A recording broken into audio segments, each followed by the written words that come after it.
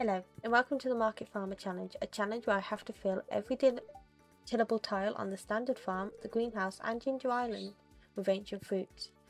If you want further details, do check them in the description below. Now, let's continue. So yesterday we took on the Danger Mind, I'm guessing that's what it's called, in order to acquire the golden scythe. Now I'm not 100% certain if this golden scythe actually allows me to scythe crops, so we're going to test it out. Whilst we're waiting to test it out, we're just going to throw the ancient fruit seed in there. If I can... no, I still have to get to mastery in order to scythe. That's fine. I just thought I'd give it a go, see if it was better. It clearly isn't. But then what do? I know nothing about Stardew. I scared off 5 crows. Why thank you. I do want to see... now, hear me out. I want to see if there's a possible way of getting a mod that stops crows from spawning on farms. Because if I can do that, think of how many tiles I can save up and not have to worry about the scarecrows. It seems a bit convoluted, but in reality it's actually kind of beneficial because it means more ancient seeds for sure. That's something it definitely does mean. I will have to get more ancient seeds because all the scarecrows will then become tillable tiles.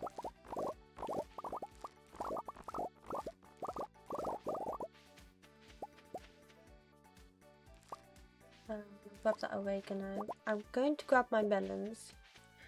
I'm going to close that. I'm going to grab my melons because whatever can be planted in the melon spot we're going to plant.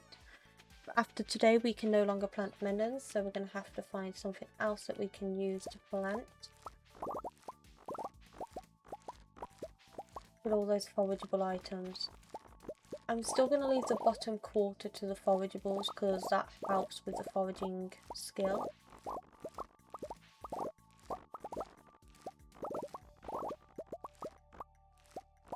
Money is proving not to be an issue anymore.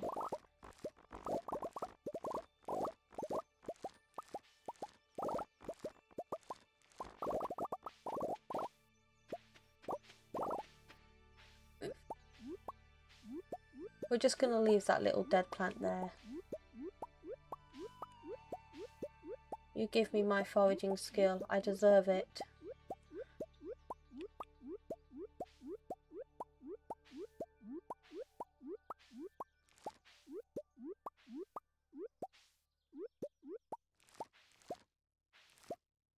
So yeah, all this bottom quarter is going to stay the foraging quarter because I can get foraging skills from harvesting those plants. It's not a lot, but it is something. Today we are going to focus on chopping down more trees though, by the looks of this.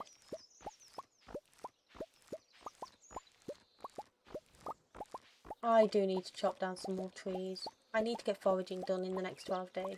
Well, technically it's 11 now.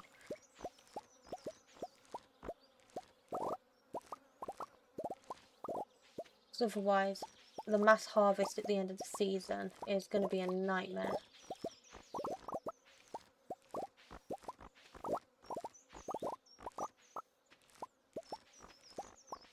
I am also next season going to limit the amount of modded crops because, no offence, they are a bit overpowered, I know that. A bit broken, I know that too. It just gives me more to grow.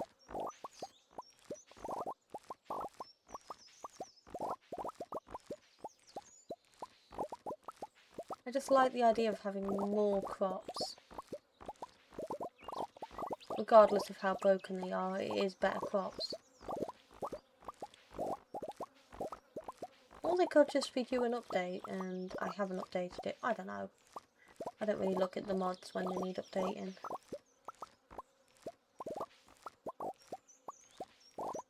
I just play it until the game breaks. It's always been the way I go about it.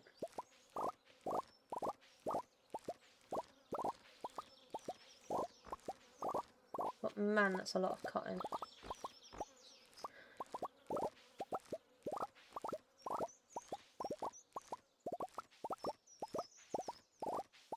This is why, towards the end of the season, I am just focusing on base game crops. Because every 3 days I get an absorptive amount of cotton anyway. Like 2, 3, 4, 5, 6, 7, 8, and a bit stacks of cotton alone. Get back here. You can go, you can go. Nope. You're turning into seeds. You can go, you can go. You can stay. You're going into seeds. You're going into seeds. The rest are being sold.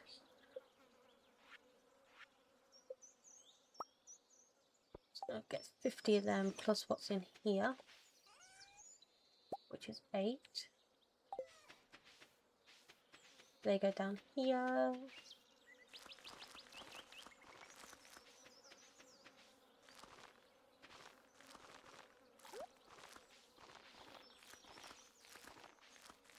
Yes, come autumn, I'm not going to be using as many of the overpowered crops I have.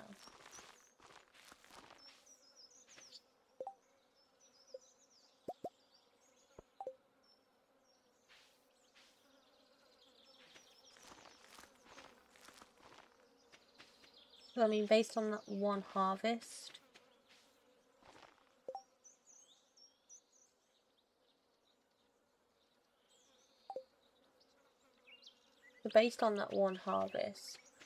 I have managed to make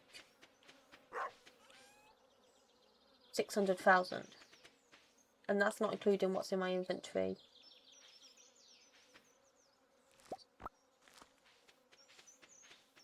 Though I know it's broken, I'm well aware of how broken it is. Do I really care though? No, not really. Because I can have as much money as I want in the world. If I can't, it's not like I'm buying sprinklers. That was off the table instantly. As soon as I got access to making them, I stopped buying them. Thank you. Another ancient seed. It's not like I'm spawning in ancient seeds. I've still got the grind of that.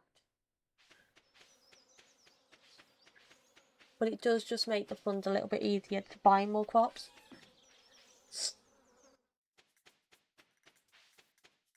Right here we drop down on the way to Pierre's. What I am going to do today is I'm just going to run around and gather as much forageable items I can find. Basically what I'm going to spend the next couple of days doing, between doing school cavern runs on the good luck days. Marnie, get out my way.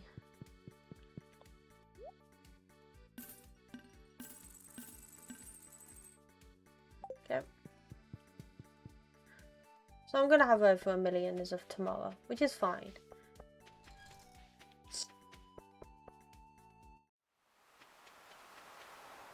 What is it with the NPCs getting in my blinking way? Give me all my forageables. I need all the money. Thank you. Blackberry season, push comes to shove, will definitely help with the foraging situation. Do I really want to wait that long? Not really. I want it done well before then.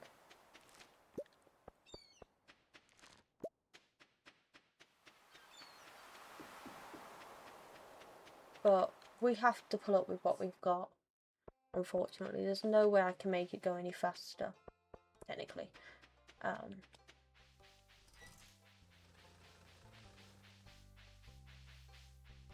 So we're just going to run around. We'll head to Cindersap Forest, chop down whatever trees we can find still. I don't think. Yeah, there is. So we'll head to Cindersap Forest, plant whatever trees we can find. I'm about to go get my copper pan anyway. Once I've run through this little section.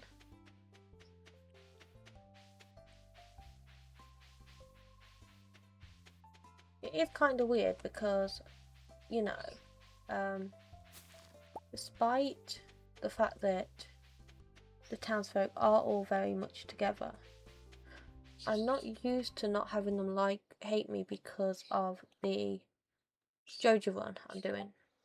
They don't hate me per se, but they certainly don't like me either. You know, I chose a run that I wouldn't normally take, simply because it was just more convenient. I didn't want to have to deal with the community centre and having to do all of that sort of stuff in order to get what I need. I just wanted to get what I need as quickly as possible. So the Joja run does definitely change things up. But my argument is, right, they don't use the community centre anyway. So why should I spend all that time fixing it up for them to never use it? You know, you make out like it's this massive thing that without it they're never going to survive. But then when it comes to it, they don't use it anyway. Their schedules never include the community centre, so what's the point? Other than the fact that it looks pretty and it's something for you to do. You grow all those trees for me. Then we've got plenty of rocks in there.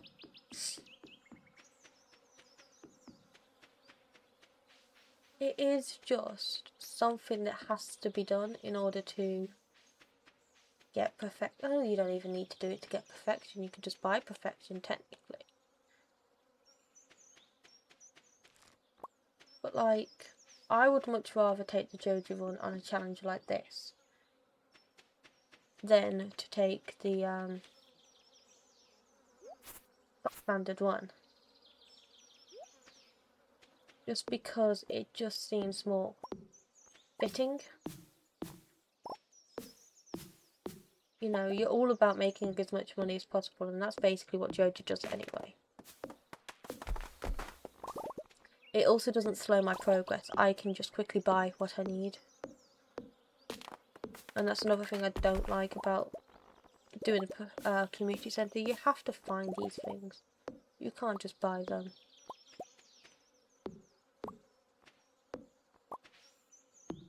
Down trees, because trees give me foraging. Not much, but somewhat.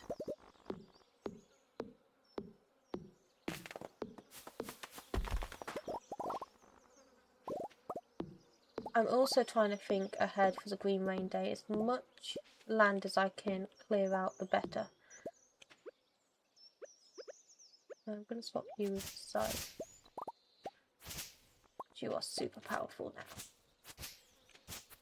Yeah, so as much land I can clear out, the less land I have to do later. And it opens up more land for the Green Rain Day, which, as we know, is the best foraging day out there.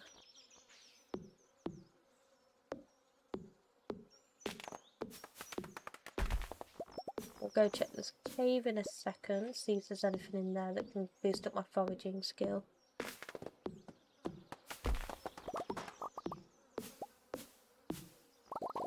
I also want to upgrade my axe as soon as foraging is done.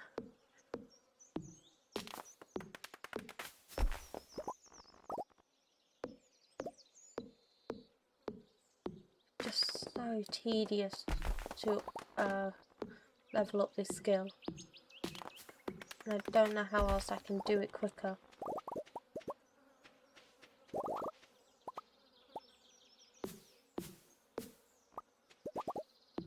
I can destroy every tree, every rock, every little bit of work. But I don't think it's going to be too much benefit if, obviously, it isn't going to upgrade my skill any quicker.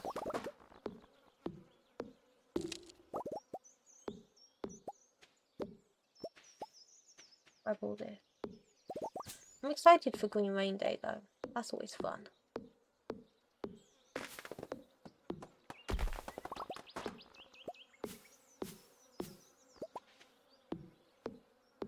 Oh, and we're out of energy. I think this is like the first time I've ever run out of energy in a while. Feels weird to run out of energy.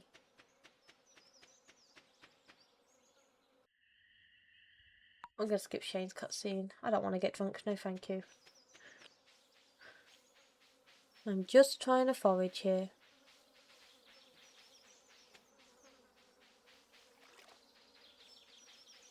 So we're gonna run around, see if there's any forageable items.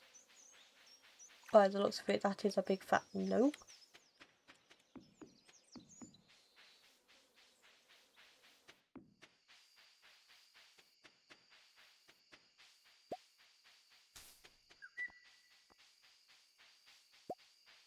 Green rain day can't come soon enough, I'm telling you.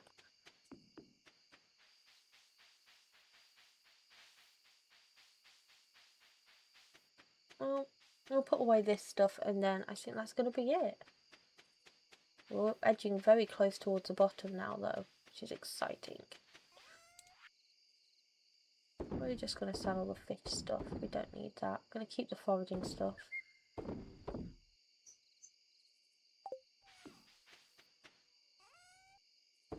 Throw you in there. Throw you in there. And you go in this chest. So thank you so much for watching day 15 of the Market Farmer Challenge. If you like what you see and you don't want to miss an episode, please do consider subscribing and hit that like button, it really does help me out a lot. And with that all being said and done, we are going to continue tomorrow. Bye everybody.